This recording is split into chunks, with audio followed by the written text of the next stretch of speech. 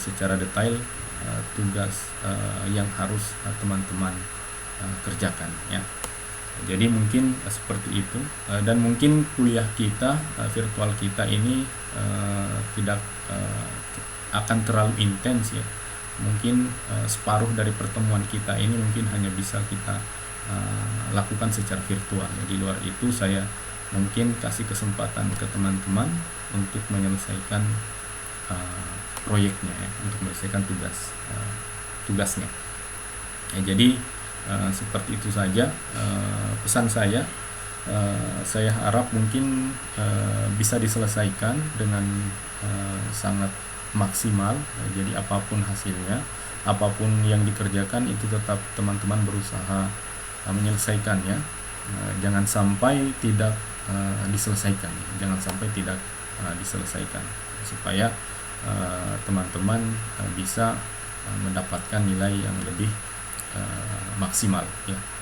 Jadi seperti itu kira-kira dari saya. Karena kita pertemuan pertama kontrak kuliah, saya kira teman-teman di sini sudah tahu standarisasi. Tapi kalau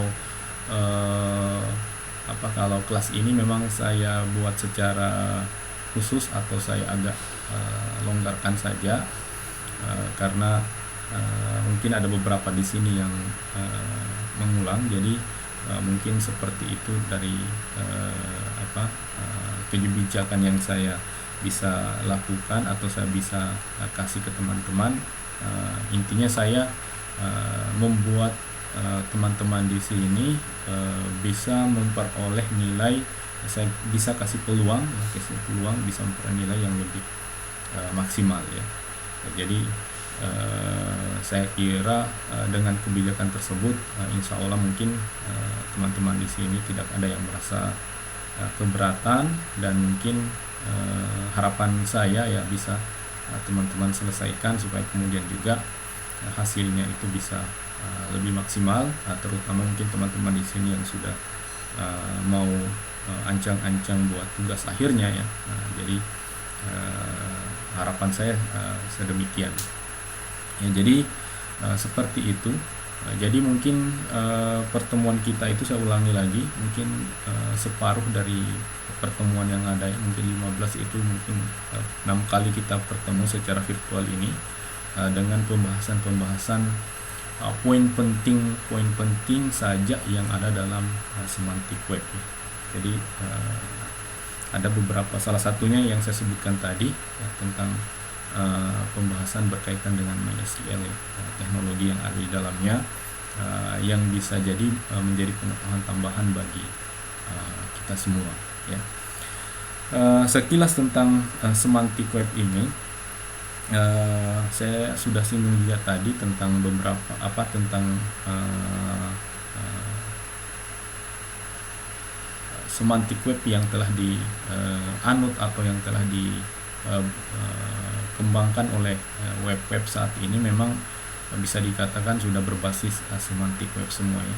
Jadi kalau semantik web itu secara umum adalah dia bisa mengerti apa yang diinginkan oleh penggunanya atau apa yang diinginkan oleh manusia itu sendiri. Jadi dia bisa mengerti kita ya, apa menjadi kebutuhan kita. Contoh yang paling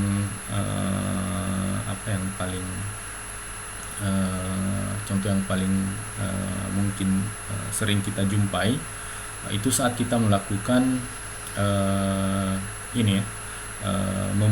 membuka Google ya, Google websitenya Google, dan ketika kita mengklik atau ketika kita membuat sebuah keyword atau mengetikkan sebuah keyword, contohnya itu keywordnya SBY ya, contohnya keywordnya SBY. Nah itu kalau Google itu dia akan kemudian akan memunculkan, karena kan SBY itu kan punya makna yang banyak ya.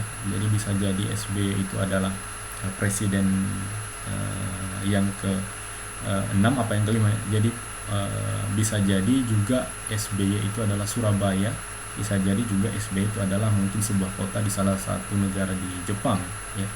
Nah, jadi apa kata kunci yang dituangkan dalam Google itu, yang kita ketik, keyword yang kita ketikkan di Google itu, dia akan memunculkan makna dari semantik web itu. Jadi dia bisa mengerti apa yang menjadi kebutuhan kita. Nah, jadi semisal juga mungkin ketika kita melakukan sebuah Google Voice ya, Google Voice. Dan jadi ketika kita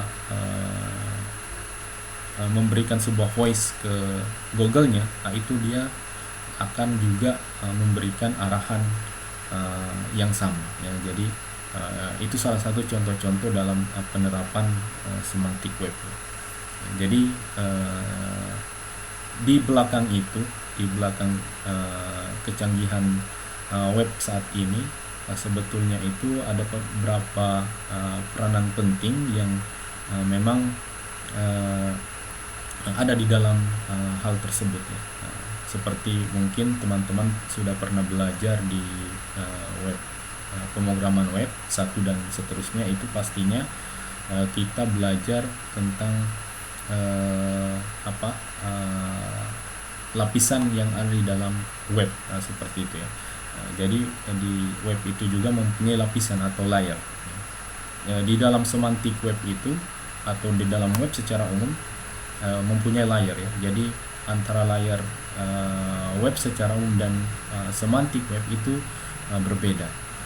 Salah satunya di semantik web itu ada layer yang disebut dengan RDF ya. Ada layer RDF. Nah, itu salah satu sebuah metode atau teknologi yang ada di dalam RDF itu yang mempunyai peranan penting sehingga terbentuknya web semantik saat ini ya. Jadi selain itu juga ada bahasa-bahasa yang mungkin kita masuk ke bagian layar yang agak bawah. Nah, itu ada bahasa XML ya. Di XML sendiri itu salah satu bahasa juga ya, bahasa programming ya. Jadi mempunyai juga sub-sub poin, sub-sub pembahasan ya, atau mempunyai beragam